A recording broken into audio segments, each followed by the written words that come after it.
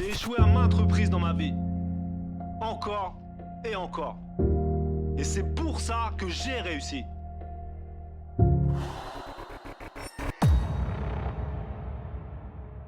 J'élimine la fatigue, annihile la douleur, je repousse les limites.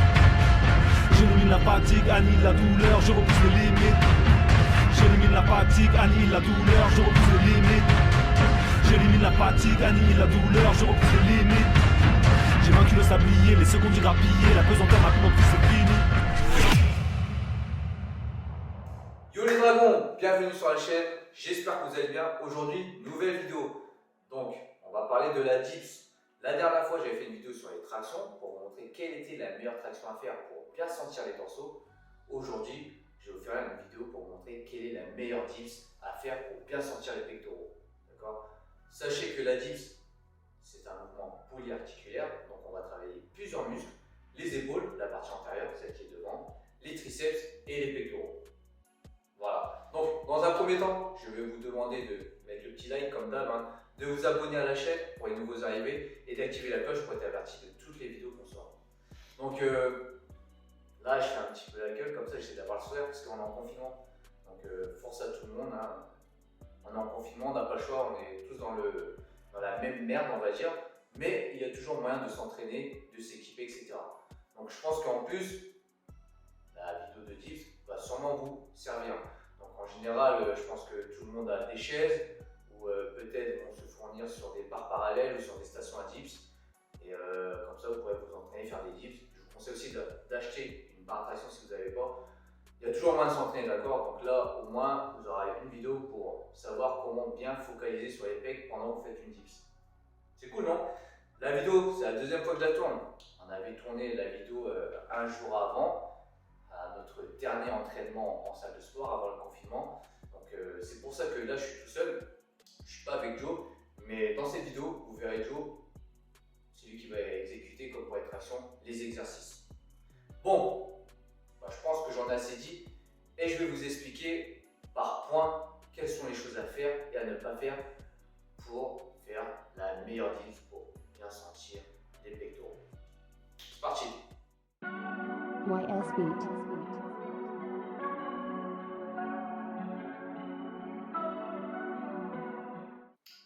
Donc, premier point, une chose importante à faire, c'est de resserrer les omoplates quand vous êtes sur la station de dips.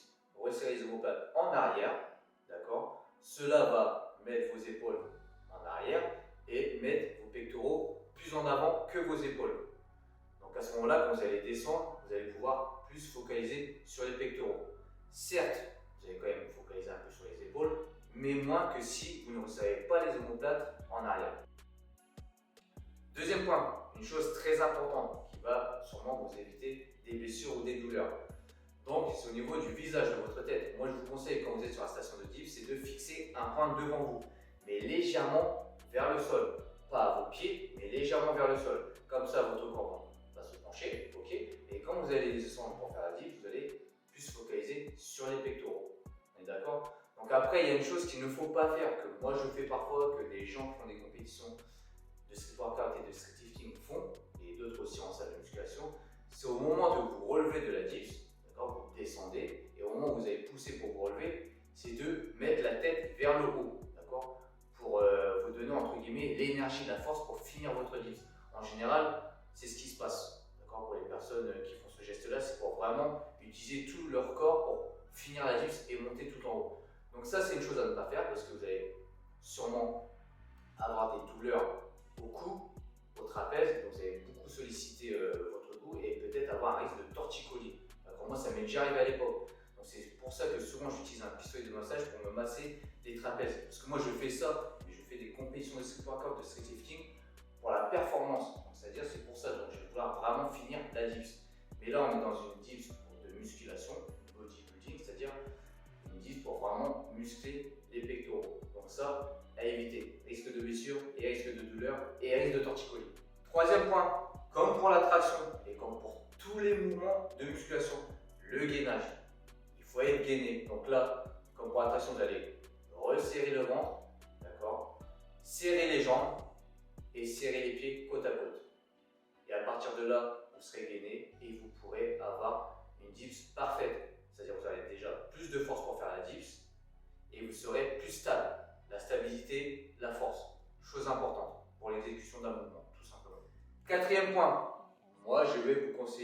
descendre à 90 degrés et pas en dessous. 90 degrés, c'est parfait. Si vous descendez en dessous, le problème c'est que vous allez plus solliciter les épaules, la partie antérieure. Et du coup, il y aura un risque de douleur, un risque de blessure, surtout pour les débutants et surtout pour les gens qui n'ont pas la souplesse, qui n'ont pas la mobilité. Moi, personnellement, je descends sur des 90 parce que c'est une habitude. Je suis une personne qui a l'habitude, qui fait des compétitions de street lifting et de street workout. Donc voilà, j'ai fait pas mal de compétitions. Donc j'ai de l'expérience, d'accord? Parce que nous, dans les compétitions de street workout et street lifting, quand on fait des compétitions, pour que la répétition soit bonne, il faut descendre à 90 degrés. Et des fois, on ne sait pas si on est vraiment à 90 degrés ou pas. Donc moi, je me force à descendre en dessous, comme ça au moins, j'aurai pas de problème. Parce que j'ai déjà eu un souci sur une compétition, ce qui m'a coûté ma première place.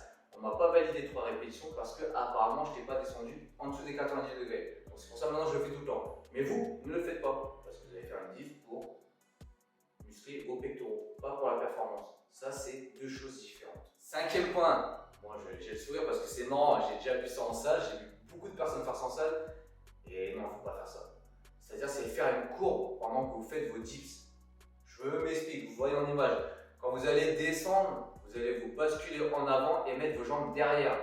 Et quand vous allez vouloir remonter pour la dip, vous allez revenir en avant. Et du coup, vous allez faire une courbe pendant ces répétitions-là. Donc ça, c'est vraiment une chose à bannir. Alors déjà, vous allez peut-être vous blesser, avoir des douleurs. Et en plus de ça, vous n'aurez pas une contraction musculaire parfaite. Donc c'est vraiment un mouvement à éviter. Donc ne faites pas ça. Voilà, ne faites pas ça tout simplement. 6e point. Bon, au niveau de la dips, moi je vous conseille d'avoir les coudes proches du corps. D'accord? Mais le problème c'est qu'il y a beaucoup de personnes que je vois en salle qui quand font la dips descendent, ont les coudes à l'extérieur du corps, comme vous le voyez en image. Et le problème c'est plus les coudes seront loin du corps, plus déjà vous n'allez pas pouvoir bien descendre pour faire la dips et en plus vous allez vraiment travailler sur vos épaules, avoir un étirement sur les épaules. Donc risque de blessure, surtout si vous n'avez pas de mobilité, surtout si vous êtes débutant. Vous allez vraiment taper dans les épaules, là. Vous n'allez vraiment pas taper sur les pectoraux, avec les coudes vraiment à l'extérieur. D'accord? Donc à éviter. 7e point, il y a pas mal de points. Hein. Donc une chose que j'avais oublié de vous dire par rapport à la courbe, si vous avez dû voir en image, c'est d'avoir les pieds derrière, repliés derrière. D'accord? Donc comme vous voyez en image, le problème c'est que si vous faites ça, déjà vous ne serez pas stable et vous avez un risque de vous balancer devant ou derrière, de ne pas garder le même axe. C'est pour ça que dans les points d'avant, je vous ai dit de rentrer le ventre, serrer les pieds, serrer les jambes. D'accord? Donc si vous faites ça, vous serez bien. Et par contre, si vous faites cette méthode de replier les jambes derrière, c'est pas bon. De toute façon, vous le verrez, vous n'avez qu'à faire le test, vous verrez que j'ai raison. 8e point, et le dernier. Donc, une chose à ne pas faire, c'est des demi-reps ou des quarts de reps. Comme vous le voyez en image, je repense à l'image là, et du coup, ça me fait rire vu que tu vois comment exécute le mouvement. Mais on en voit souvent en salle. On voit souvent des gens faire ça en salle. Et le problème, c'est que déjà, vous allez avoir aucune contraction musculaire, à part sur les triceps. J'avoue que là, vous allez peut-être travailler les triceps, et encore, il n'y aura pas un bon étirement du muscle. D'accord? Donc là, c'est vraiment un mouvement vraiment à éviter. Si vous n'arrivez pas à faire de dips, si vous n'arrivez pas à descendre plus bas, utilisez des élastiques. Il y a plusieurs étapes à faire pour pouvoir faire une dips. Ça, ce sera peut-être une prochaine vidéo que je vais vous faire pour comment progresser en traction, comment progresser en dips. Donc, maximum de likes, ok? Donc, pour résumer, il y a 2 dips différentes. Il y a 2 manières différentes pour faire pour moi. Donc, pour bien se muscler les pectoraux, je vais résumer un petit peu. Quand vous vous positionnez sur la station de dips, resserrez les omoplates en arrière pour avoir les épaules derrière les pectoraux en avant, d'accord? Fixez un point devant vous, baissez un petit peu la tête, mais sans être au niveau de vos pieds, d'accord? Ça va vous pencher un petit peu en avant, descendez à 90 degrés, poussez, tendez les bras et gardez l'axe. Donc restez gainé, jambes collées l'une vers l'autre, les pieds aussi. Et voilà, tout simplement, vous gardez le gainage, vous gardez l'axe et vous faites plusieurs répétitions. Et là, vous allez focaliser sur les pectoraux. Et ça sera parfait pour vous, vous allez voir une vraie différence. Suivez mes conseils, essayez et faites-moi un retour en commentaire. Vous verrez. Parce que moi, je peux faire la différence entre ces dips-là que vous devez faire en salle de musculation pour muscler les pectoraux et les dips de compétition. Parce que moi, je fais les deux. Et je vais pas vous mentir, en ce moment, je fais plus les dips de compétition. Dips de compétition, c'est-à-dire c'est pareil. Hein. Tout est pareil, sauf que là, on va pouvoir, entre guillemets, un peu tricher, c'est-à-dire relever la tête vers le haut. Certes, il y a un risque de blessure, mais certes, on est expérimenté, donc ça peut aller. Et on devra descendre à 90 degrés, voire en dessous. Et quand on remontera, mettre un temps d'arrêt. Donc c'est les dips stricts, ok. Comme là je vous mets en image, comme ça vous voyez comment ça se passe en compétition de strict lifting. Voilà. Donc la vidéo est finie, j'espère qu'elle vous a plu. Donc je me répète encore, si ça vous a plu, vous mettez un like, vous partagez avec tout le monde et vous abonnez si vous n'êtes pas encore abonné à la chaîne, d'accord. Pour ceux qui nous suivent depuis longtemps, merci pour la force que vous nous donnez. Donc j'aimerais préciser un truc, je pense recevoir aujourd'hui, mais j'ai pas encore été chercher le colis, les nouveaux vêtements Riderwear. D'accord. Je vais vous mettre quelques images, peut-être là si j'ai reçu le colis, vous montrer quelques images des affaires qu'on a eues. Donc je dis affaires, puis ça me fait penser à tout, mais moi je dis vêtements d'habitude parce qu'il me fait rigoler quand il dit ouais mes affaires. Moi je dis vêtements ou fringues. Enfin voilà, chacun a sa façon de parler. De toute façon vous allez voir, on n'est pas pareil. Je le taille un petit peu, j'en profite, il est pas là. Et donc vous avez moins 10% avec le code DD10. Il y a une nouvelle par rapport à ça, c'est que il y a plusieurs personnes qui ont fait des commandes et qui ont eu des frais de douane. Pas tous, certaines personnes ont eu des frais de douane. Et j'avoue que ça fait chier quand on commande quelque chose et qu'on a des frais à payer en plus, des frais de douane, parce que Riderwear vient d'Australie, c'est une marque australienne qui sponsorise Sky Green, Laura Simpson, etc. Enfin, des gens qui sont un peu quand même connus. Michael Vasquez, mon concurrent direct, je pense que vous le connaissez, il est super chaud. Et du coup, il y avait des frais de douane pour les gens qui commandaient de France. Mais maintenant, ils ont un entrepôt en Angleterre. Du coup, toutes les commandes qui seront passées sur le site Riderwear partiront en Angleterre. Du coup, il n'y aura plus de frais de douane. Donc pour cela, quand vous allez sur le site Riderwear, on vous donne le choix d'aller sur le site américain ou anglais. Vous allez sur le site anglais, UK, d'accord. Et à partir de là, plus de frais de douane. Ok.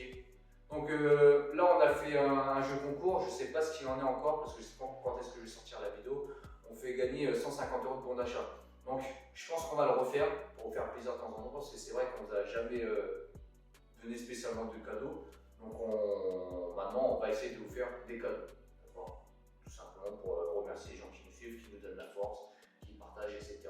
Okay. Donc au niveau des compléments alimentaires, c'est pareil, on va essayer de vous faire des offres à l'avenir, de trouver des jeux concours et de faire gagner des choses. Donc nous on est chez QNT, vous savez, vous avez moins 20% avec le code Dragon. Et lui c'est moins 20%, c'est pas moins 10%, moins 15%, c'est moins 20%. Donc c'est bien quand vous prenez une commande qui est assez conséquente, vous êtes entre guillemets assez gagnante. Et si les compléments vous plaît, c'est encore mieux pour nous, quoi.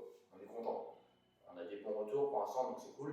Donc au niveau de la web, vous savez très bien, moi la Vitapure, le chocolat belge, ça change pas. Le pré-workout, il est super ce pré-workout parce que ça faisait longtemps que j'ai pas eu la sensation de ça me pique dans les oreilles, dans les yeux, partout, dans les cuisses. Mais après, il faut pas trop en prendre, il faut pas trop s'habituer. Moi, j'en prends vraiment quand je fais des grosses séances, d'accord.